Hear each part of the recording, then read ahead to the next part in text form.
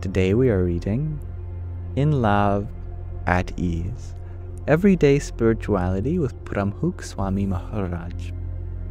He was a Hindu, specifically a branch of Hinduism that is devoted to Swami Narayan, who was a great being that lived in the 19th century, the turn of the 19th century. One of the most interesting parts of Hinduism in my experience is that there's a rich variety of gods, and it's all the one God. It's not a polytheism technically, it's actually a monotheism. There's just one God, but God comes almost every day to them in a new form. In India, God's walking around somewhere at all times. They never feel like God has left them. In the 19th century, there was Swami Narayan. But this book actually isn't about Hinduism. It's not about Swami Narayan, nor is it really about the personal life of Pramukh Swami, who was a guru in this lineage. It's about his love. It's about how he was in love and at ease with everything. And I think we all can learn from that. I will be the first to tell you that Swamishri did not think twice before sharing a genuine, heartfelt apology. I have already shared 2 incidents where Swamishri apologized to me. And, as my unfortunate foolishness would have it, there were others as well. Apologizing to a 5-year-old boy can be seen as an act of kindness. But to apologize to adults when they are abusive and you have done nothing wrong is the quintessential act of being eyeless. In 1987, Swamishri was on a pilgrimage to the major sacred sites in northern India, and specifically in the Himalayan range. More than 400 sadhus and bhaktas, monks and devotees, were traveling with Swamishri to visit the various mandirs and ashrams visited by Bhagwan Swami Narayan 200 years ago. The sadhus planned, made arrangements, and secured bookings for the entire retinue, almost 6 months in advance of the trip. Approximately 1 month after Swamishri returned to Gujarat from the trek, he received a letter from Mr. Parmar from the United Kingdom. Mr. Parmar had visited the popular pilgrimage sites in the Himalayan range with his family at the same time as Swamishri. He had forgotten to make advanced bookings at the guest houses and travel companies and was left with few options. He wrote an angry letter to Swamishri, describing the difficulty his family had faced because of the size of Swamishri's group. He blamed the Guru and his sadhus for taking up the scarce resources at the pilgrimage sites and for ruining their holiday. Moved by the difficulties described by Mr. Parmar, Swamishri immediately penned a letter back to him. In the letter, Swamishri profusely apologized for the problems faced by the Parmar family and wrote, "I wish that you had come to us during your trip. I personally would have arranged for your accommodations. I would have given you our rooms and made sure that your family was comfortable. I truly apologize and would be honored to make it up to you in the future." Swamishri and the sadhus made reservations and even organized a pilot tour months in advance.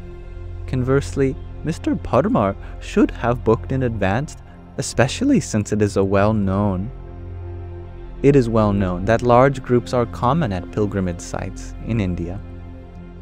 For most, if not all, reading this incident, there was nothing Swamishri could have done differently. Mr. Parmar was probably never going to meet Swamishri again, and he had never done anything to help the Guru and his community. Yet, Swamishri sent an apology with an offer to make things right. Swamishri's earliest personal attendants, Dev Charandas Swami, Pragat Bhagat, Gyan Priyadas Swami. They all recall how Swamishri's apologies flowed like the river Ganga. He would be the first to apologize to his attendants even after they had erred. Dev Charandas Swami recalled how he once gave into the desire of the bhaktas to feed Swamishri mango pulp and force it into the Guru's patar. Swamishri's calm gesture and vocal no turned into a yell. "I have told you not to force me while I am eating. I have to finish everything you put into the bowl, and it takes a toll on my health, especially when we have such a rigorous traveling schedule." Dev Charandas Swami felt embarrassed and ran off.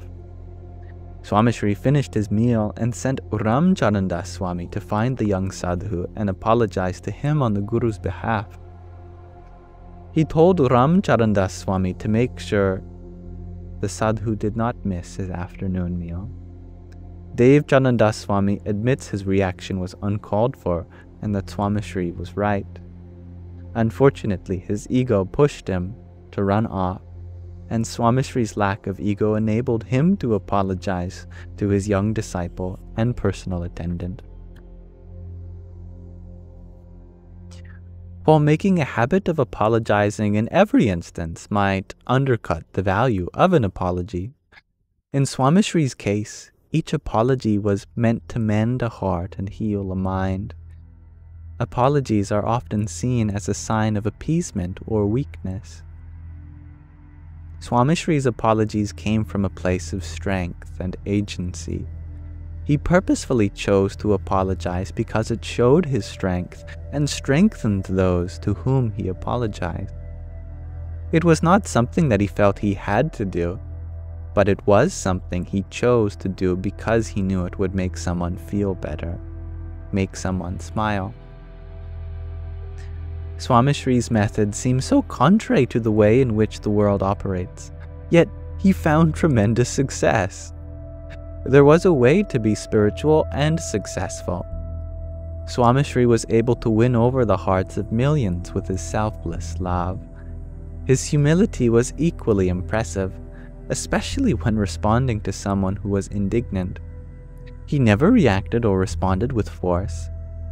This method of attaining success is equally applicable today as it was then.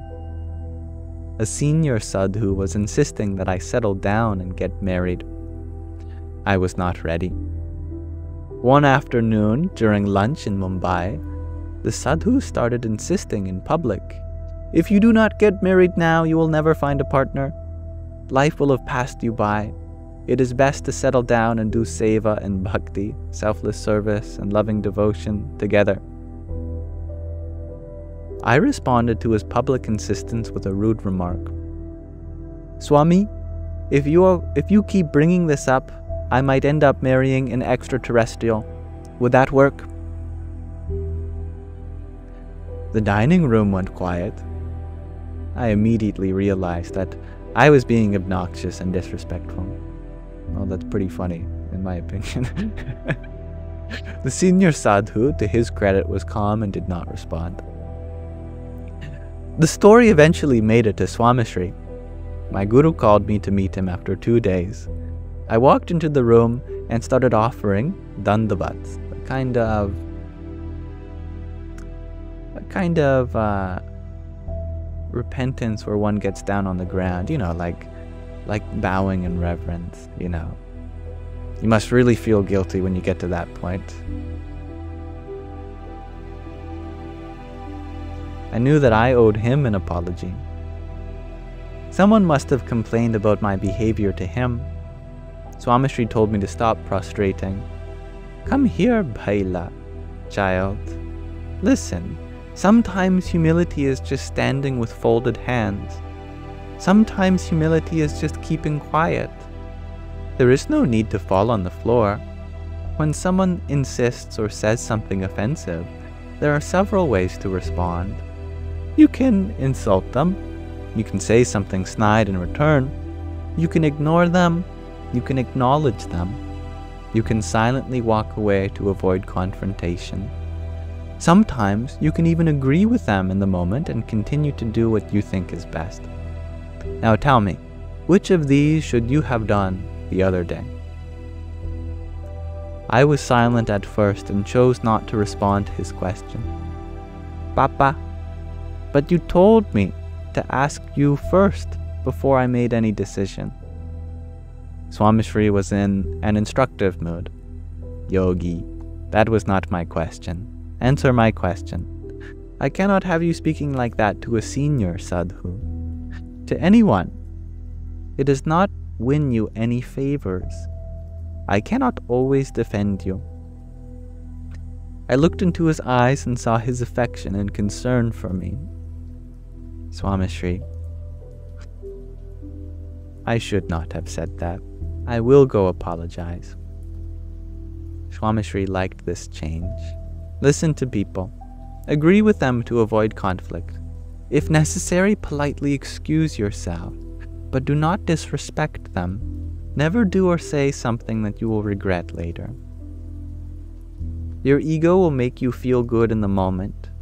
Your humility will make you and others feel good in the long term. I can still see him waving his index finger at me before placing it on his lips in a shushing motion. Do you understand? Not a single word in response. Win people over with silence and folded hands. There was no need to snap back. I nodded. Now tell me about what you have been writing recently. Swamishri responded to anger and insult with folded hands and a lowered head. Those who came in a fury would eventually settle down and later regret their outburst. It was 2:30 a.m. Swamishri finally retired to his room to rest after a long day of seva. The president of the organization had spent the entire day serving alongside volunteers to prepare for the festival to honor his guru's centenary celebrations in 1965. Swamishri was excited, and it showed from his commitment to detail. Swamishri had just turned on his side to sleep when there was a loud bang on the door. The banging continued and was followed by the angry shouts of a middle-aged man. The sadhus were furious. Swamishri tamed their anger and asked them to open the door. The door flung open and a barrage of insults poured in. Where is Pramukh Swami? What kind of event have you organized here? I do not have an extra pillow or mattress to sleep on. Why do you bother inviting us if you cannot meet our expectations? The man was enraged. Swamishri stood up with folded hands and apologized. He turned around and picked up his mattress and pillow. He handed it to the man and said, Here, please, take this. I hope you get some rest. Before the attendants could protest, Swamishri walked the man out of his room and towards the accommodations. Several years later, that bhakta realized his mistake and asked Swamishri to forgive him. For what? Swamishri asked. You needed a pillow. It was my job to provide one. To be eyeless is to respond to arrogance with humility and calmness. All right, let us pause our reading there for now. And we're almost at the halfway mark, which is decorated with many pictures that will be fun to look at next time. So thank you for listening.